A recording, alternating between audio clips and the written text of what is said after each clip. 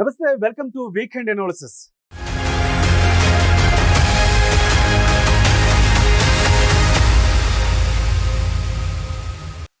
తెలంగాణ రాజకీయాల్లో ఏం జరగబోతుంది? రేవంత్ చాణక్య నీతి ముందు కేసీఆర్ తేలిపోతున్నాడా? పెద్ద నేతలే కాడి వదిలేసి ఎందుకు వెళ్ళిపోతున్నారు? ఎదురులేని నేతగా రేవంత్ ఎలా అయ్యారు? తప్పులు ఎత్తు చూపుతూ ఉన్నా ఇంకా బీఆర్ఎస్ నేతలు ఎందుకు మారటం లేదు? ఫోన్ ట్యాపింగ్ కేసులో ఏ నేతలు అరెస్ట్ అవుతారు? కేటీఆర్ అరెస్టుకు ముహూర్తం ఫిక్స్ అయిందా? కాళేశ్వరం తప్పులపై కేంద్ర దర్యాప్తు సంస్థలు ఏం తేలుస్తున్నాయి? కవిత అరెస్టును గులాబీ శ్రేణులే ఎందుకు లైట్ తీసుకుంటున్నారు? తెలంగాణలో కాంగ్రెస్కు డబుల్ డిజిట్ స్థానాలు ఖాయమా? తాజా రాజకీయ పరిణామాలపై అమ్మా న్యూస్ CEO జర్నలిస్టు కంది రామచంద్రారెడ్డి వీకెండ్ అనాలిసిస్.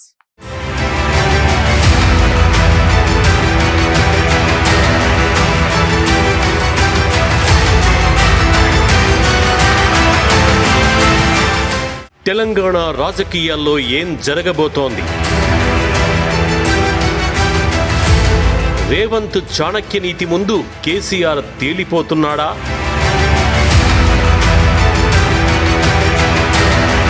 పెద్ద నేతలే కాడి వదిలేసి ఎందుకు వదిలి వెళ్ళిపోతున్నారు?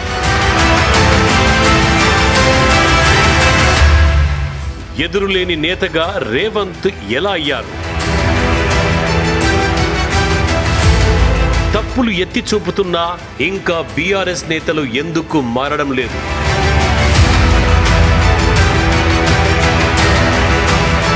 ఫోన్ ట్యాపింగ్ కేసులో ఏ నేతలు అరెస్ట్ అవుతారు?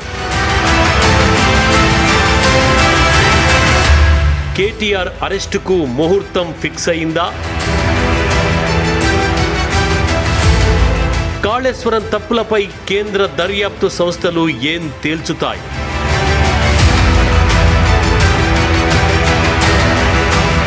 కవిత అరెస్టును గులాబీ శ్రేణులే ఎందుకు లైట్ తీసుకుంటున్నాయి? తెలంగాణలో కాంగ్రెస్కు డబుల్ డిజిట్ స్థానాలు ఖాయమా?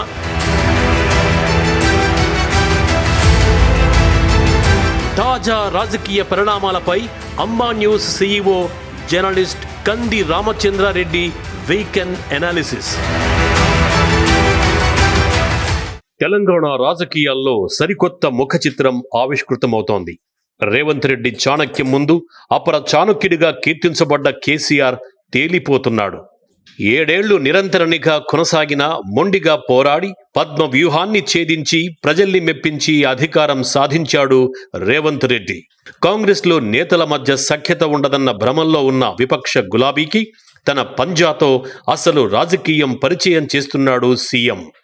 కేసీఆర్కు లెఫ్ట్ రైట్లా ఉన్న కేకే కడియంలే ఆ పార్టీ పనైపోయిందని తేల్చేసి హస్తం గూటికి చేరుతుండడం రాజకీయ పునరేకీకరణకు నిదర్శనం. ప్రతి 10 ఏళ్లకోసారి తెలంగాణ రాజకీయం సరికొత్త రూపం సంతరించుకుంటోంది. ఆచితూచి రేవంత్ వ్యూహం. 100 రోజుల పాలనపై ప్రజల్లో సదభిప్రాయం. పాలనను దరిచేర్చడమే అసలు విజయం.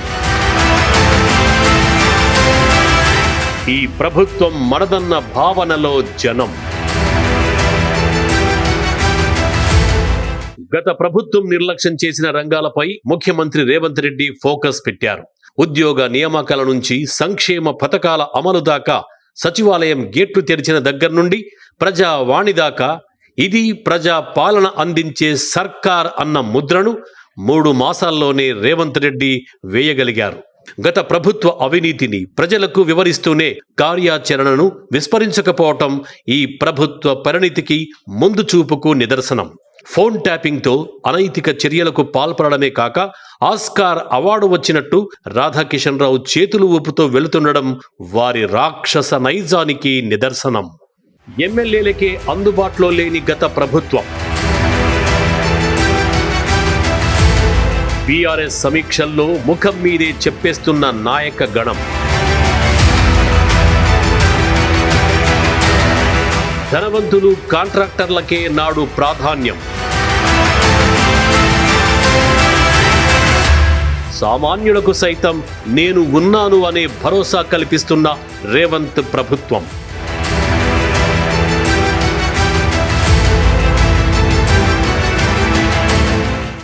తెలంగాణ రాజకీయ ముఖచిత్రం నుంచి బీఆర్ఎస్ ను కనుమరుగు చేసే ప్రక్రియ వేగంగా జరుగుతోంది.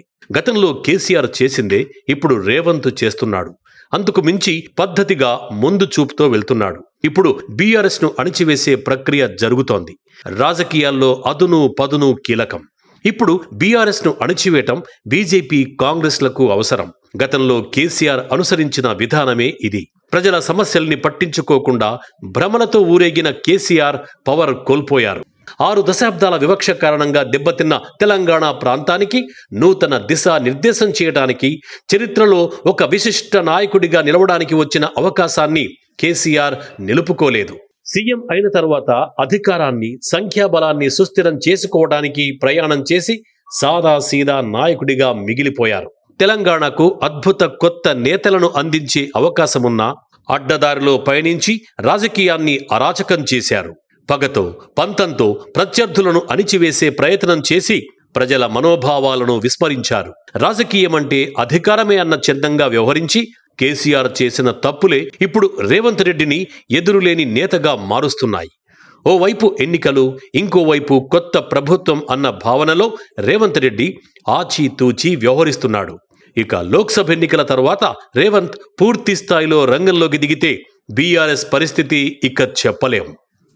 కేసీఆర్ ఆనవాళ్లు చెరిపేస్తామని బహిరంగంగా చెప్పిన ధైర్యశాలి రేవంత్.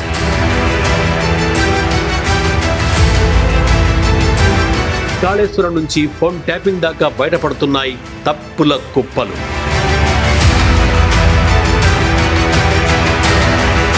కేసీఆర్, కేటీఆర్ అరెస్టులు ఖాయమంటూ ప్రచారాలు.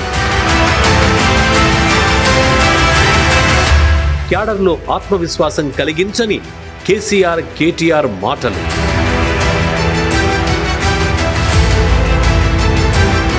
భవిష్యత్తుపై భయంతో చూస్తున్నారు పక్క చూపులు.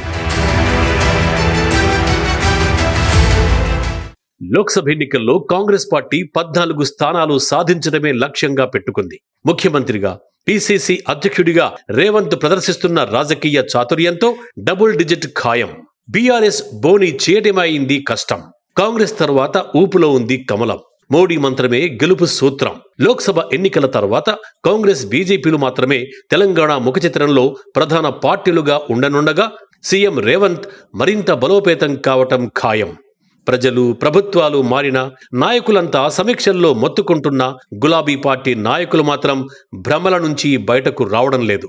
తెలంగాణ ప్రజలిచ్చిన సువర్ణ అవకాశాన్ని చేజర్చుకున్న బీఆర్ఎస్ ఇప్పటికీ ప్రజలు తమను ఎందుకు పక్కన పెట్టారో గ్రహించకుండా తన చర్యలతో మరింత క్షీణిస్తోంది. కవితను అరెస్ట్ చేసిన ప్రజల్లో చర్చ, సానుభూతి లేకపోవటం, కేసీఆర్ కుటుంబ రాజకీయంపై ప్రజల్లో ఏ స్థాయి వ్యతిరేకత ఉందో స్పష్టం. తెలంగాణ ప్రజల చైతన్యాన్ని తక్కువ అంచనా వేసిన కేసీఆర్ కుటుంబం పార్టీలో సంక్షోభానికి కారణమైంది. ఇప్పుడు తెలంగాణలో ఏ పార్టీ అయినా నిలవాలంటే లోక్సభ ఫలితాలే అసలు సవాల్. ఇది ఈ వారం వీకెండ్ అనాలిసిస్ బై కేఆర్ఆర్.